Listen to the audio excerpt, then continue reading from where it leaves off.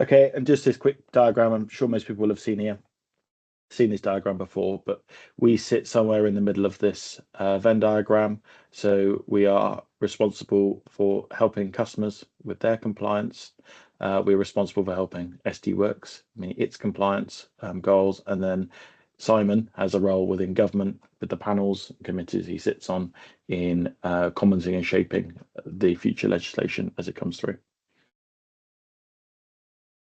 And we've got these buttons. These actually work. So if you click on these now, they will take you through to the sites. We can do a very quick tour of PayHR at the end, but they're the main two main sites. Then obviously the PAL's email address at the bottom.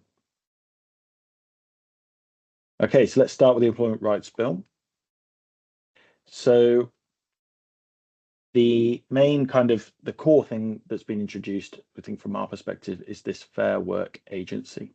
So the Fair Work Agency is going to act similar to how HMRC acts at the moment in relation to national minimum wage. So national minimum wage is going to be absorbed into this Fair Work Agency. So you may be aware that currently we've got two kind of levels of enforcement of employment rights in the UK. We've got ones which are enforced by an agency like HMRC enforces national minimum wage. They come in, they investigate, they audit, and they can prosecute.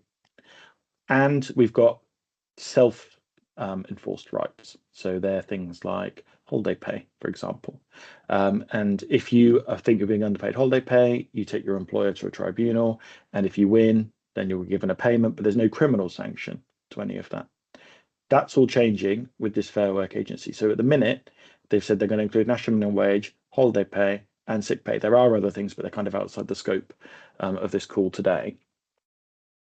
So what does that actually mean? Well, what it means is that if you fail to meet the law on any of those topics, you may be given a labour market enforcement order, which is an LME order.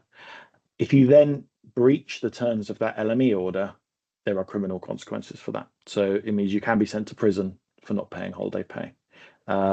Obviously, that would be in extreme circumstances, but it is now a possibility, whereas at the minute, currently under the current law, that's not a possibility because it's only dealt with in the civil law.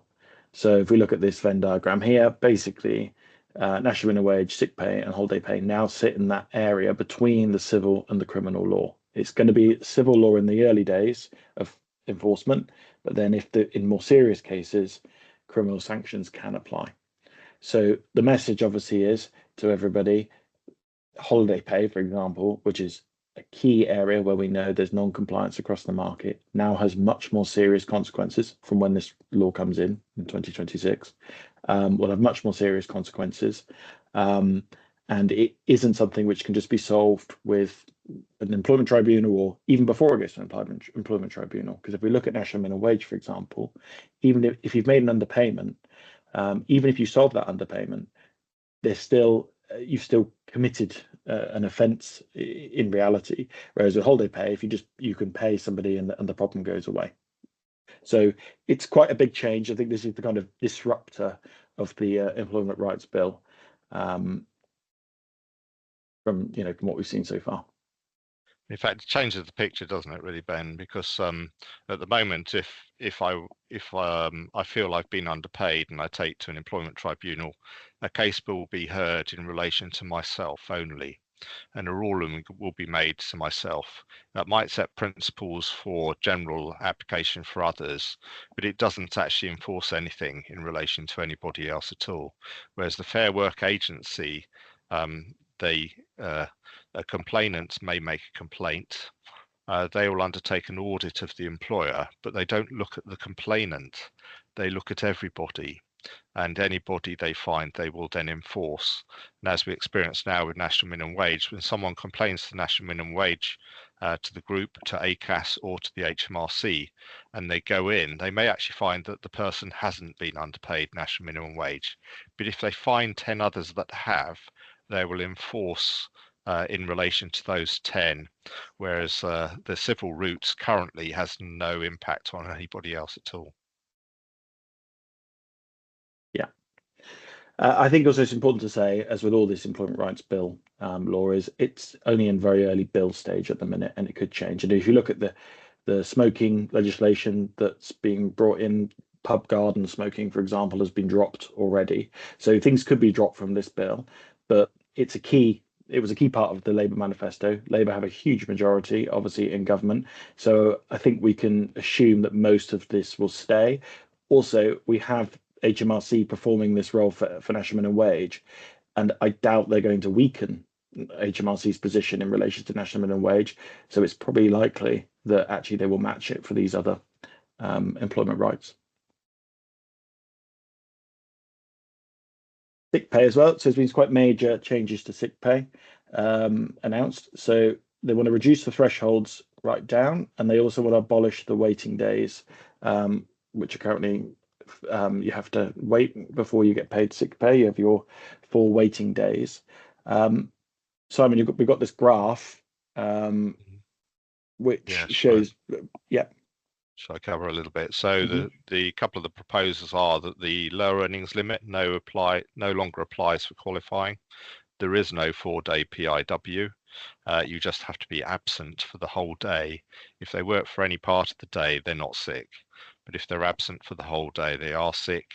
And that currently you have a flat rate. So the blue line that kind of goes vertically at 90 degrees is showing the current rate, and then this is showing the percentage of earnings as people's average weekly earnings increase as a percentage. The proposal is, of course, now that everyone will have a right to sickness, you can't just pay a flat rate to everybody, because that would be more money than they earn. So there's an element of consultation going on at the moment. The consultation shows examples of 60, 70 and 80. The government have not set any rate. They're only example rates of thinking to employers what is a suitable percentage rate. Is that 60% of average earnings? In which case, for any future sickness, it'll work similar to the SMP principle or statutory paternity pay, that you get a percentage, not 90%. It won't be 90. Because that'll be seen as incentivizing sick leave. It'll be less, and you don't have the expenses of going to work or meals and travel.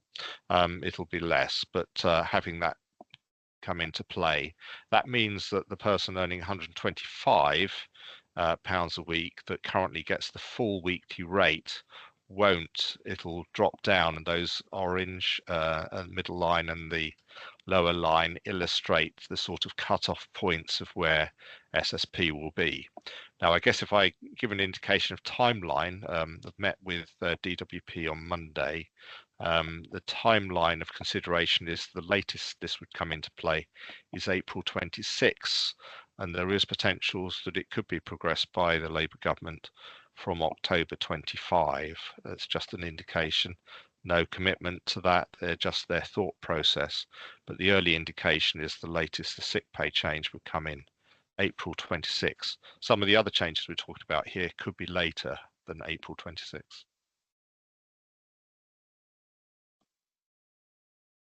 Okay, and there's also been some changes announced unfair dismissal. So you may be aware that currently there's a 2-year waiting period for most cases of unfair dismissal, in which the provisions don't apply. From 2026, they are removing that waiting period, so it'll be a day one right. You may be aware that unfair dismissal was kind of yo-yoed in the past, so it used to be a year at some points, it's been 2 years at some points. So this is something which has changed relatively frequently since it's been brought in. So yeah, so now it's going back down to a day one right.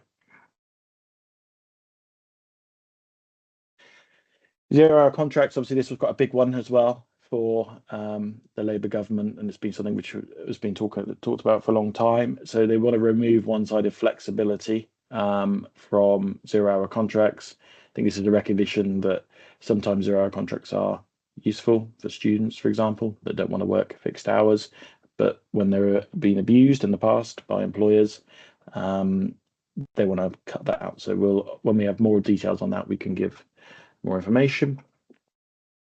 Just thinking on that one, Ben, yeah. There's ONS statistical information shows that the average 0 hours contract worker works 25 hours every week or more. So obviously they're being used as a vehicle in some cases where they don't really apply, whereas in others they're useful because they're more for casual labour. But the majority of 0 hours workers actually have 25 or more hours work a week. Fire and rehire. So you may be aware that Sue Gray was fired and rehired, I should say, a couple of weeks ago. So there was the big P&O case last year, I think it was last summer, which was big in the news. So yeah, extra provisions coming in to prevent fire and rehire. For anyone that's not aware of what fire and rehire is, that's where an employer fires its workers on their current terms and then rehires them on new, usually worse terms immediately. And these are just some other ones which were covered. We don't have huge amounts of detail on these yet, so when we get more detail, we can go into more depth, just so everyone's aware. Okay, let's move on to the budget.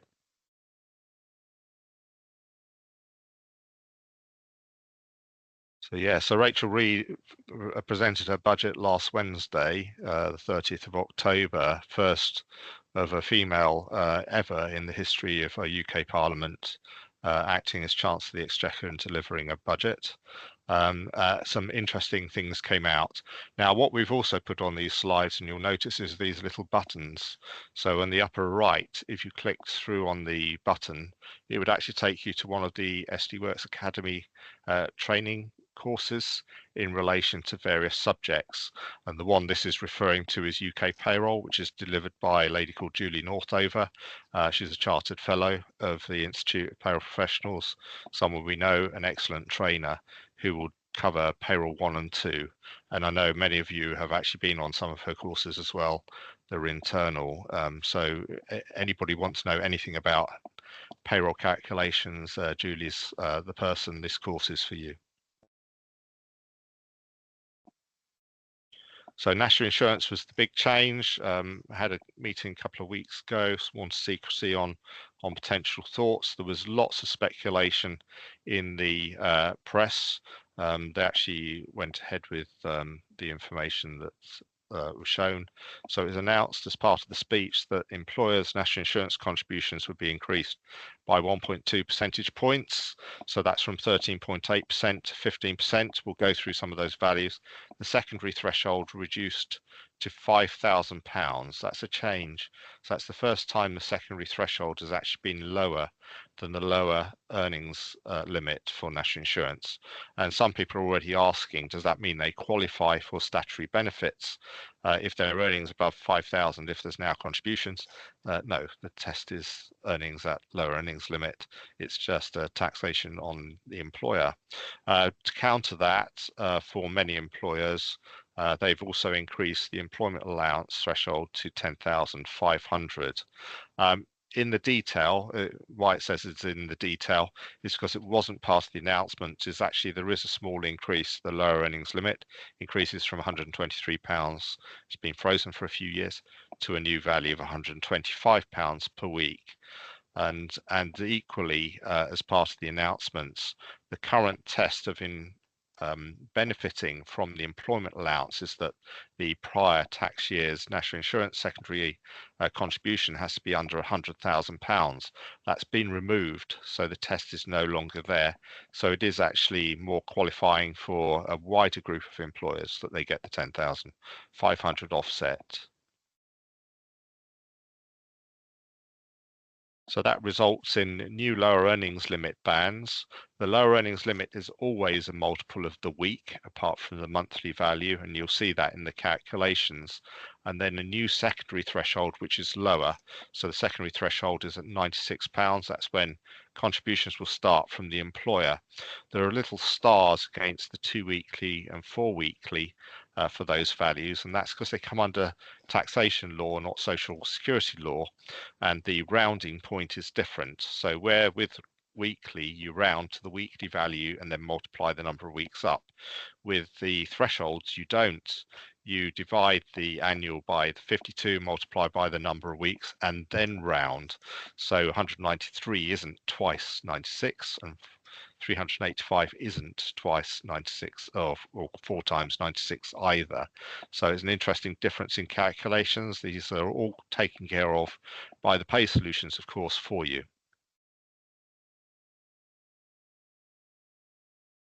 And the other changes, of course, the below LEL banding for secondary NI has disappeared. It's now below secondary threshold, and there's a new secondary threshold to secondary upper, to the other values, and the increase of the 13.8 to 15%. They're the changes that apply for national insurance. This shows across the top the NI category letters each of those bandings apply to. And then for mariners, we do have some mariner clients, not many, but a few. They actually have a 0.5 percentage point reduction in employers' secondary national insurance contributions. So the new rate goes up from 13.3 to, to 14.5. So 13.3, I'm correct, to 14.5%. And these all apply to payments from the 6th of April 2025. There is no mid-year change, so from a software developer community aspect, it's more of a clean break change for the new tax year, not these mid-year changes that we've had. Did you want to cover the salary sacrifice employers aspect, Ben? Yeah, so basically now we're on a salary sacrifice pension scheme. The employer is placing the money into making the words gone out of my head, putting the money into the pension scheme, basically. And there's now an 8.7% difference because obviously a greater proportion of that is employers' national insurance. Okay, so for every £1 million, they're saving an extra £12,000 in their what would have been an employer's NI liability, and that's different and has increased. So the saving has increased. So salary sacrifice pension schemes may rise to a level in popularity because the employer's NIC savings are higher. So we may see them increase in popularity. And the other aspect here is just a reminder that the employment allowance, it hadn't changed since April 22, is going up from 5,000 to 10,500.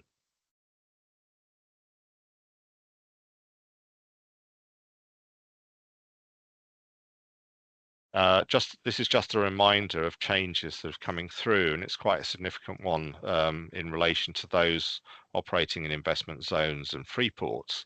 I don't know if we have clients that do or not, but the solution can certainly cope with them. The HMRC have introduced a new requirement that postcodes of the workplace that they are, that's in the investment zone or free port, must be reported against each individual employee. So we'll find there's a new data item that's added to the solution where that postcode will be required. If it's not provided, you'll find that the national insurance category will change from an investment zone or free port NI letter to a standard letter because the relevant information is not there. Currently, this isn't required. 6th of April 25, it is. It's a mandated item. There was initially a hint that any workplace postcode would have to be provided. I think they've decided not to do that or not go ahead with that. We'll see if anything happens in the future, because it all makes a little bit of a nonsense. We'll all be providing our home postcodes, won't we?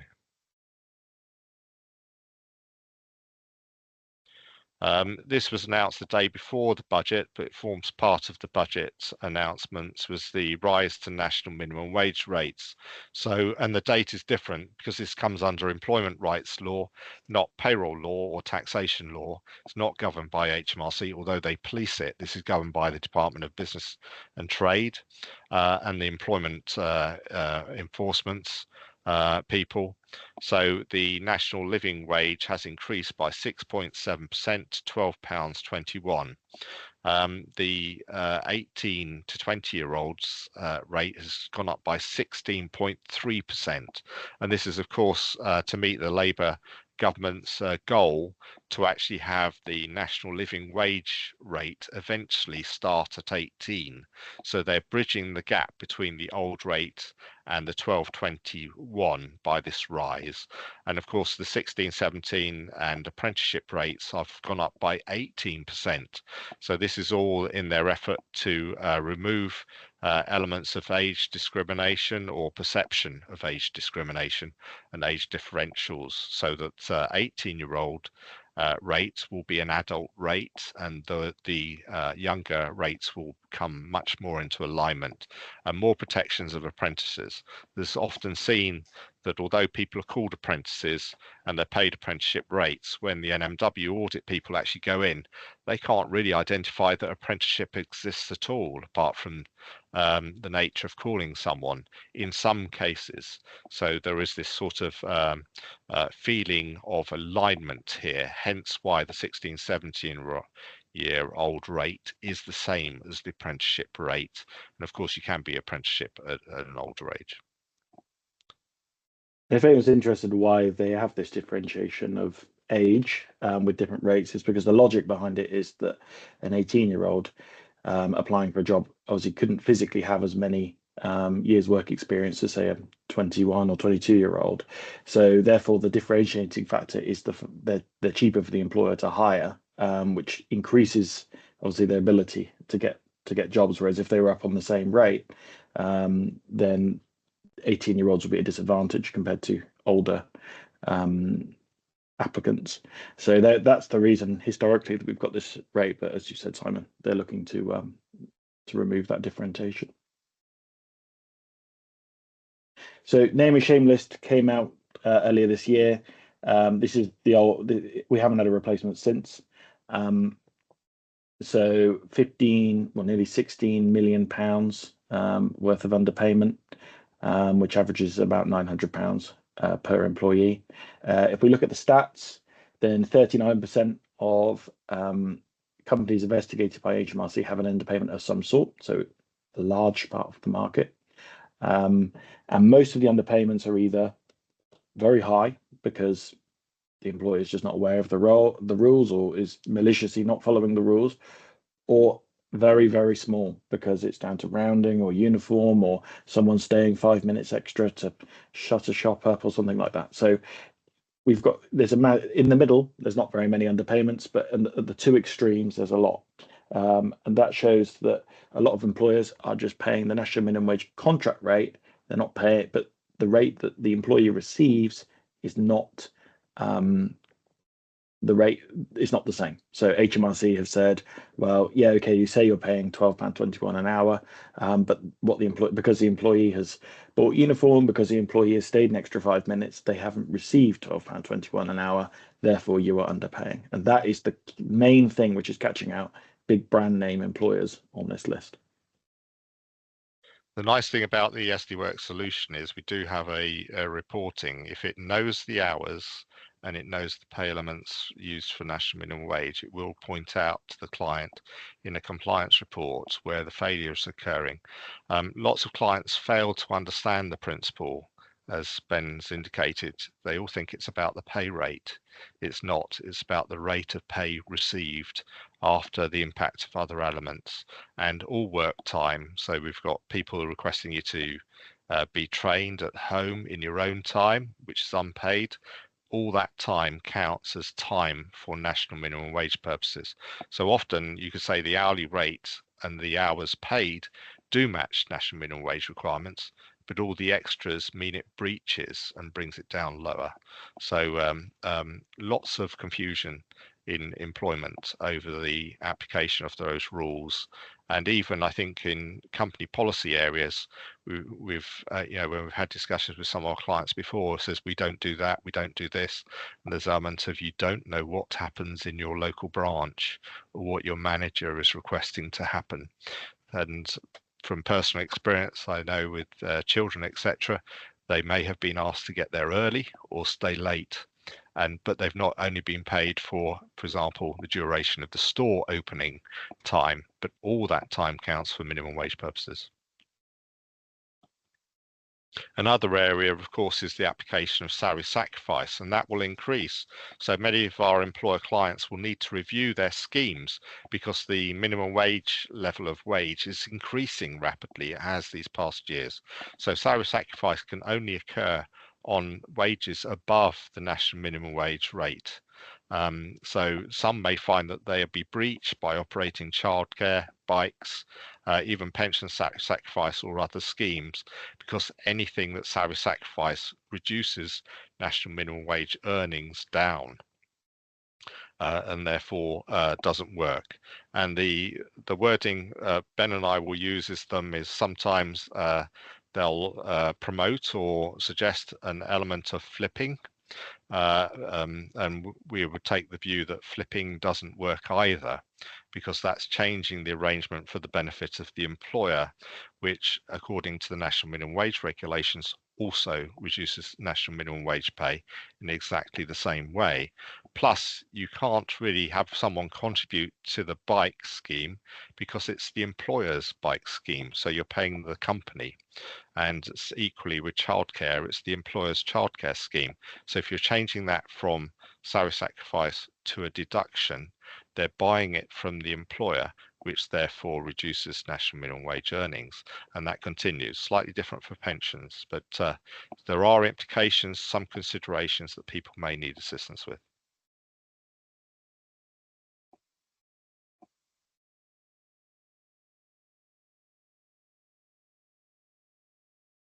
Okay, national minimum wage implications. That's on maternity.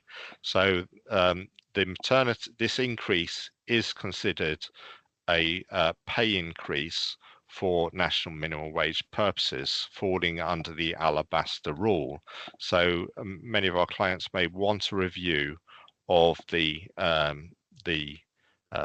payments made, the average earnings in relation to their employees, to see if they're entitled now to a higher S&P amount. It's not when the rise occurs that's the judgment point. It's whether the rise occurs in the middle of the period of calculating the average weekly earnings to the point of their maternity pay ending.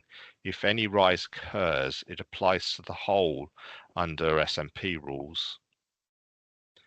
I think we'll show the data items just as a reminder. That comes out later on, I think, Simon. We've got one. real living wage now. Oh, right. So yes, that's real living wage. So a lot of confusion between what real living wage and national minimum wage is. We've got the rates here, and then we've got another slide to explain what the difference is. So with real living wage, there isn't a deadline as such, like the 1st of April, for example.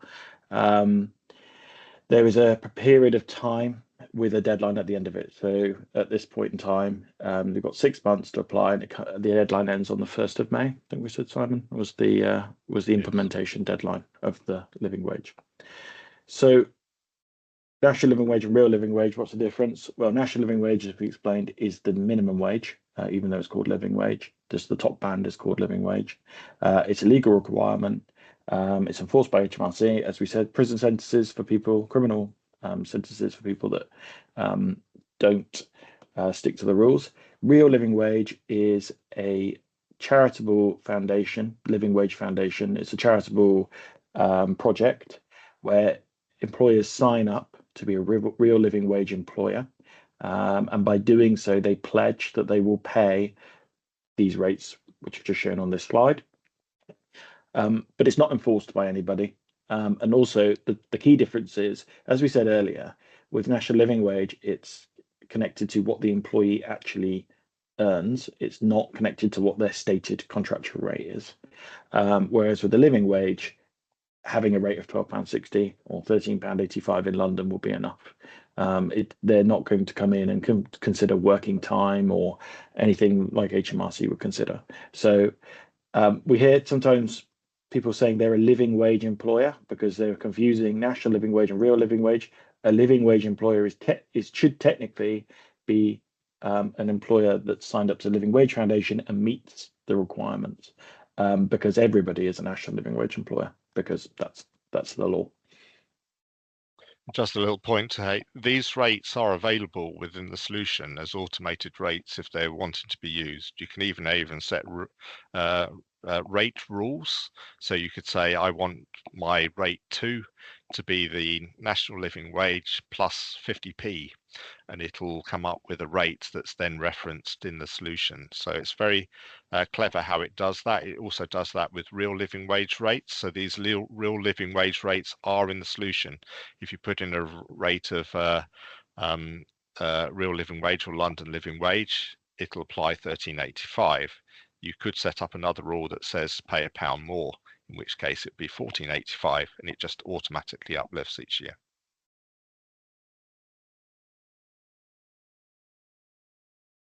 Now, the alabaster that I'm referring to, because both of these could be considered a wage rise for alabaster purposes with SMP, there are means to do that. Some people will challenge us and say, why doesn't your solution calculate what the rise should be? When people are on maternity, they're usually not being paid, or the only payment they're receiving is statutory maternity pay or some company maternity pay. So it doesn't actually know what that rise is, but there is a means. So you can indicate the solution M741 is the data item code, an increase of a cash amount. So if the weekly average earnings should go up by £10, you apply £10 and it'll recalculate all the S&P paid so far under the automated solution, catch up and carry on. Equally, if that's a 4.7% rise, if you apply 4.7, it'll rise it by 4.7. Or you can just update the average earnings under M745. All of these will trigger an automated recalculation of the S&P payments in the past and carry on for the future without you having to do anything more than tell the solution what the rise is. It'll do it all for you as long as you've used the automated calculations for statutory maternity pay.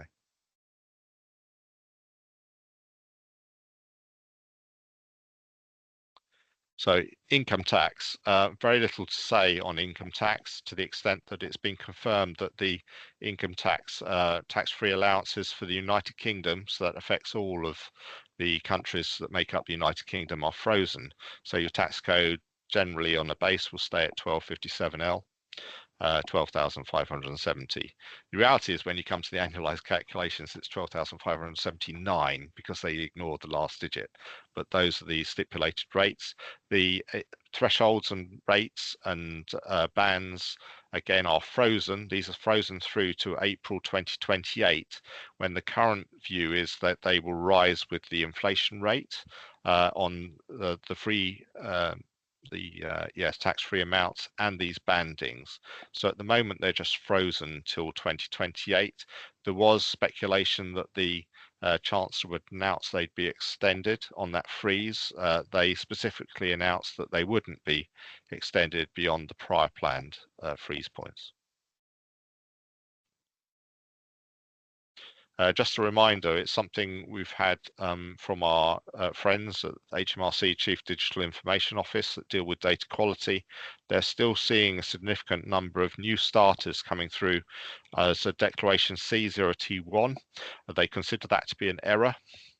That's not right. It is a default value that's applied, but it's not what should be applied. For any new employee, the employer should really be collecting the starter declaration. And if they complete the starter declaration, 0T1 would not be being applied because it doesn't. It's an emergency coverage error.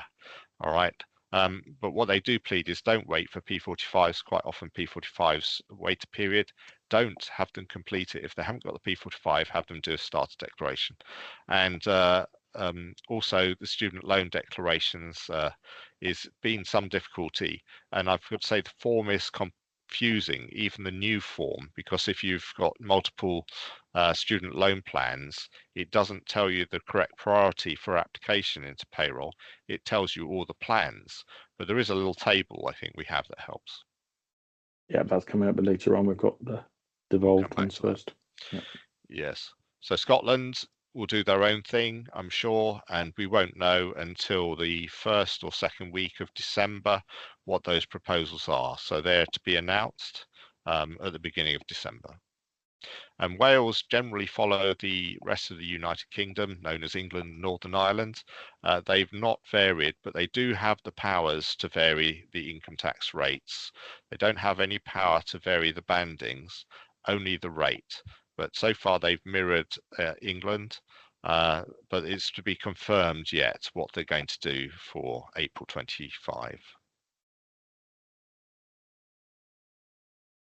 And here's a reminder of the annualized earnings basis of someone who earns over £100,000 will lose £1 or free pay for every £2 they earn. Sometimes we have our clients telling us that our solution is wrong for not doing this. This is not a payroll calculation. This is a self-assessment calculation. It would be wrong to do it in the payroll.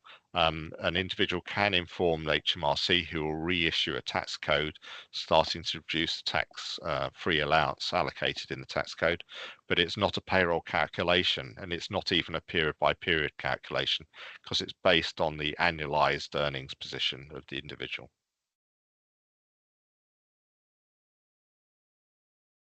And car tax rates go up from April 25, and they've been confirmed. So we get a number of our clients that are operating EV vehicles thinking that they're tax-free, and they're not. They do actually have a company car tax liability of 2% of the list price plus accessories now, and that is rising by 50%.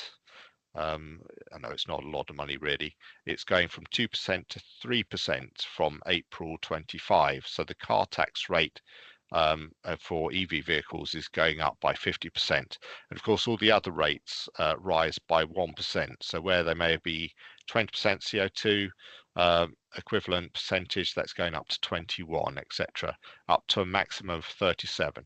And of course, for diesel vehicles, you add 4% to those rates as well, but only subject to a maximum of 37.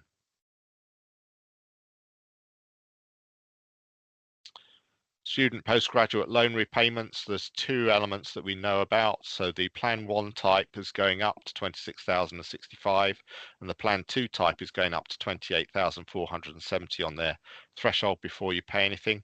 The postgraduate, we could put money on it staying at £21,000. However, it's agreed jointly between England and Wales, and the Welsh Assembly have yet to agree what the rate will be, so that's still to be announced. And Scotland set their own rate, so we don't really know what the Plan Type 4 for Scotland will be yet. That's subject to the Scottish Parliament making an announcement. This little table sets out what the multiples are. So if you get a new starter checklist, the new format, and it says they've got a plan 1, 2, and 4, what do you do? Because you only apply one of them. And why the starter checklist just doesn't tell you the one you apply, I don't know. But if you look down this table, if you've got a 1, a 2, and a 4, you would apply plan 1 only, because that's the highest precedence. So the precedence order goes plan 1, plan 4, plan 2. Easy. It's really confusing, isn't it? But the table here, which is available on PayHR as well in the guide for student loans, will outline where the priority lies, and a postgraduate loan can be deducted at the same time as an undergraduate loan, but only ever one undergraduate loan is deducted at any one time. You may get an instruction to change it, so they're currently on plan 2, now recover plan 1 or 4. That instruction stops the old and starts the new. You don't have to issue a stop notice because the start notice is the instruction to stop, because there's only actually one student loan deduction type and one postgraduate. There's just different plan types which perform different calculations. There's a good knowledge section in payhr.uk, which covers student loans. Statutory rates, it's probably a little bit early for statutory rates. There's to be announced. So announcement was made on the 30th of April by Liz Kendall that the rates would be uplifted by 1.7%. However, what they've not done is published into Hansard yet. They say they will do at some point what that actually means with the rounding, etc. So we don't really know what the rates are, apart from they'll be 1.7% higher than current, up or down a penny or two. The lower earnings limit, or the weekly threshold, will be £125. There is a new statutory payment coming into play from April 2025. The detail is just coming out from the software development support team of HMRC on its application. The law and guidance has actually been developed by the Department for Business and Trade, so slightly different than prior, because the Department for Business and Trade usually set the policy and law, and HMRC usually set out the requirements and specification. This is actually being specified by the DBT, and hopefully we'll hear more. But the initial specifications were released not last week, but the week before on neonatal. So what this is if a baby is born early, has to go into a neonatal unit, there is a new statutory payment right of up to 12 weeks for both parents whilst that happens. If they've gone into neonatal, they have an entitlement of 12 weeks, as I was saying, and it's split into two tiers. A tier one is whilst they're in hospital and the 2 weeks following being in hospital released, and that parents can decide when they take these 12 weeks, and they can have breaks. So I could take a week off, go back to work, my partner could go in for that week I'm working, they could work the week after. It's that sort of all rest.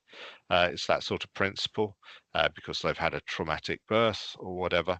And so there's a concept of a split.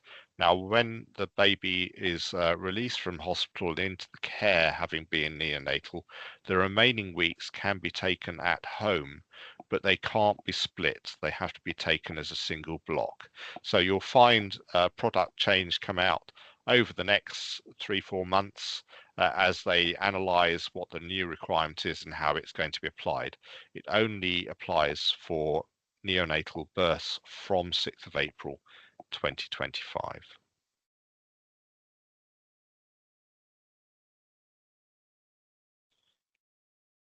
Same with statutory sick pay, we've got to wait for the Hansard publication of the rates. It's just a reminder, as you saw the comment with the alabaster increase, the solution can actually do the bulk of the work for you, but only if the solution is let to do the calculations. If you're overriding any of the statutory payments, it doesn't know what you're doing or why. It's just accepting your data. So there is an encouragement to allow the solution to do the calculation. It's not wrong. Pensions AE thresholds, likely to at least be frozen, but there was a private members bill in 2023 which went through, which gives the Minister of State, so the pension minister, the ability to bring the lower threshold down to 0. So the intention is to do that at some point, but with the other rises to employers' national insurance, that may not happen this year, because that'd be a further cost on employers, although many employers pay from pound one. Many don't. So we'll wait for the announcements. This tends to be the last thing that's released and announced by the government. Just a reminder of pension AE duties. Lots of our clients forget this, and the penalties can be significant. So every 3 years, they're required to undertake the triennial registration re-enrollment and certify to the pension regulator. It's not part of our duties. We're not paid pensions administrators or advisors. We operate the payroll application of pension deductions in accordance with the instruction given to us by the employer and their pension advisor. Pensions advice is actually regulated activity, so they need to remember that it is their duty to comply with the pension regulator requirements on them as an employer. And if an employer needs to know which dates apply to them, they can actually find out the dates from the pension regulator. The date isn't the date. Within the regulations, an employer can vary that date by 6 months. 3 months before or 3 months after. It's their choice. So the dates given isn't fixed. It's a point where you can then choose with this 6-month time frame variation.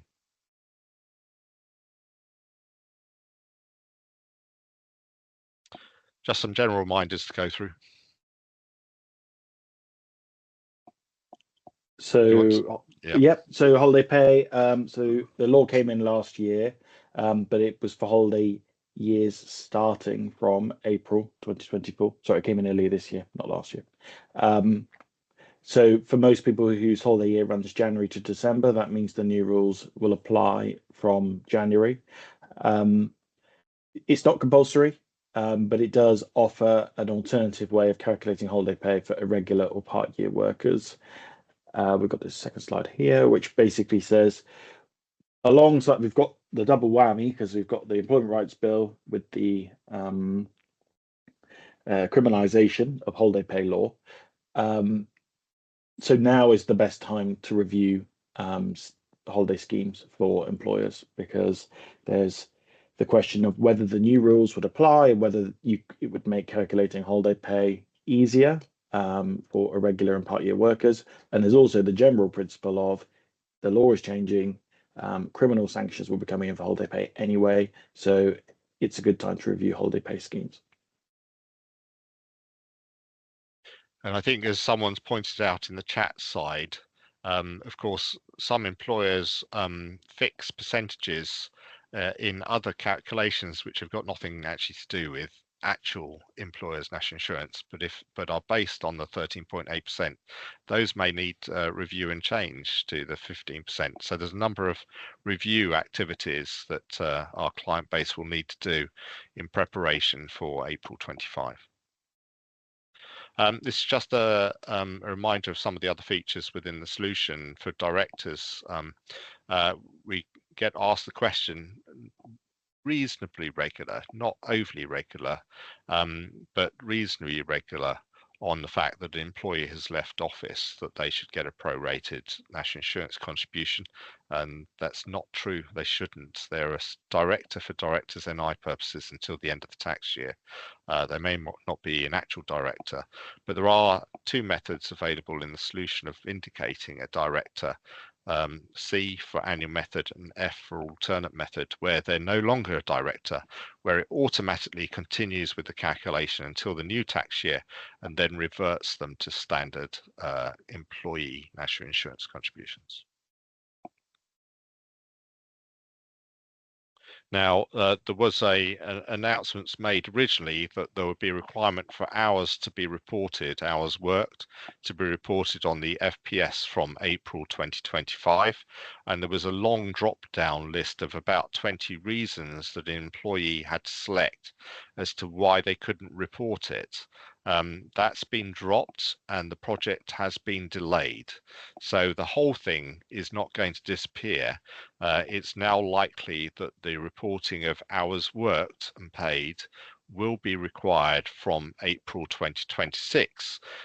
So the recording of hours worked is an important factor for national minimum wage purposes and compulsory reporting to HMRC eventually, and part of a European court judgment when we were part of Europe in relation to Deutsche Bank in Spain, where more accurate time recording of work is required, hence why a little promotion in the right corner, upper right of the ProTime logo.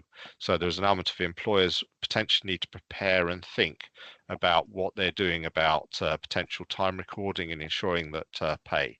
Where is this leading to? Well, potentially, I think we'll find that this data is used by the DBT and the HMRC to judge whether national minimum wage breaches are occurring.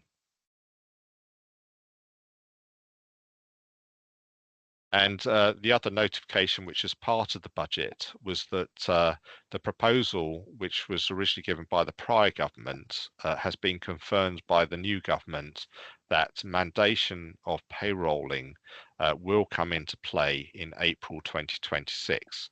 Now, payrolling benefit in kind service is something we've already done or already do, and we have done for many years, even before the allowance to allow it to be done from April 2016 from memory. We've always offered it along with salary sacrifice, flex benefit schemes, etc. But from April 26, it will be a requirement of all our clients to report any benefits through payroll, with the exception of beneficial loans and accommodation, which have quite complex calculations. Everything else at that point will need to come through payroll. The P11D last reporting will be in July 2026 for the 25-26 tax year. So there is an opportunity for us and our clients to consider whether they want to go earlier because the solution can cope with it. Will it be the same? I think that's probably the next slide, isn't it, Ben?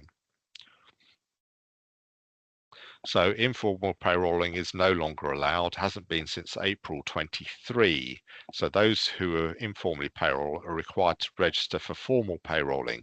That registration has to take place by the 5th of April 2025 for the 2025-2026 tax year.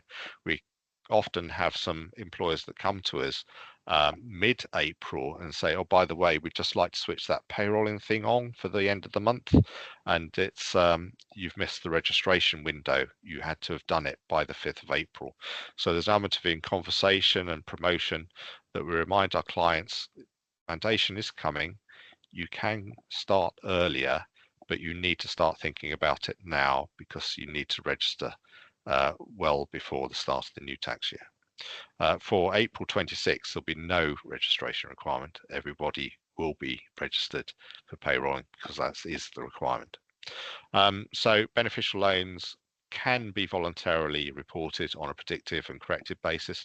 Accommodation on a predicted or corrected basis, although there will be an exceptions P11D form for them if you don't want to do that. And more detailed benefit requirements may be out. There is a consultation underway at the moment. Class 1A will be collected in real time, 15% liability. So that will move in similar way to the termination and sporting testimonials. At the moment, Class 1A is not allowed to be collected in payroll for benefits.